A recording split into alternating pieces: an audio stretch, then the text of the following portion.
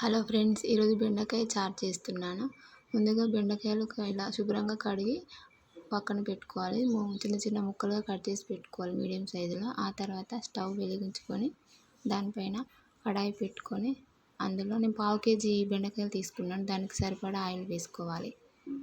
ఇలా oil heat అయిన తర్వాత ఇందులో ఆవాలు వేసుకోవాలి. ఆవాలు ఇలా చిటపటలాడిన తర్వాత ఇందులో కరివేపాకు వేసుకోవాలి. కరివేపాకు ఆవాలు చిటపటలాడిన తర్వాత పచ్చిమిర్చి ఆనియన్ వేసుకోవాలి. పచ్చిమిర్చి ఆనియన్ ఇలా ఫ్రై చేయాలి. ఆ తర్వాత ఎండుమిరపకాయ వేసుకోవాలి 2. అంతా ఒకసారి మంచిగా ఫ్రై చేసుకోవాలి. ఇలా ఫ్రై అయిన తర్వాత మనం ముందుగా కట్ చేసి పెట్టుకున్న బెండకాయలు వేసుకోవాలి. బెండకాయలు వేసుకొని అంతా మళ్ళీ ఫ్రై చేయాలి. ఇలా బెండకాయలు వేసిన తర్వాత నేను 1 టేబుల్ స్పూన్ సాల్ట్ వేస్తున్నాను. 1 టేబుల్ స్పూన్ సాల్ట్ వేసి మనం బెండకాయలకంతా మంచిగా పట్టేలాగా కలుపుకోవాలి.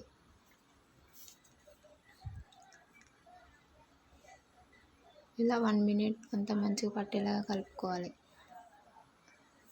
ఆ తర్వాత అల్లం వేసుకోవాలి. మీకు లైట్గా వేస్తున్నాను నేను. మీకు ఇష్టం ఉంటే వేసుకోండి, లేదంటే లేదు. అల్లం వేస్తే ఏంటంటే టేస్ట్ బాగుంటుంది. అల్లం వేసుకొని అంతా పచ్చివాసన పోయే వరకు మంచిగా ఫ్రై చేసుకోవాలి.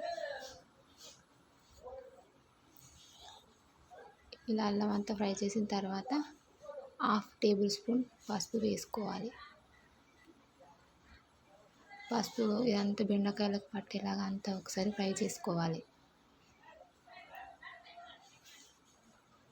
ఇలా అంతా ఫ్రై అయిన తర్వాత ఇందులో మనం ముందుగా నానబెట్టుకున్న చింతపండు ఉంది కదా, ఇందులో వేసుకోవాలి. చింతపండు రసం ఇందులో వేసుకొని బెండకాయలకు అంతా పట్టేలాగా మంచిగా కలుపుకోవాలి. ఇలా అంతా మంచిగా బెండకాయలకు పట్టేలాగా కలుపుకోవాలి. ఇలా దగ్గరికి చిక్కగా అవుతుంది. ఇప్పుడు ఇందులో మనం వాటర్ వేసుకోవాలి. మీకు సరిపడా వాటర్ వేసుకోండి. నేను కొంచెం వేసుకుంటున్నాను. బాగా పుల్లగా అలా ఉండకుండా కొంచెం వేసుకుంటున్నాను.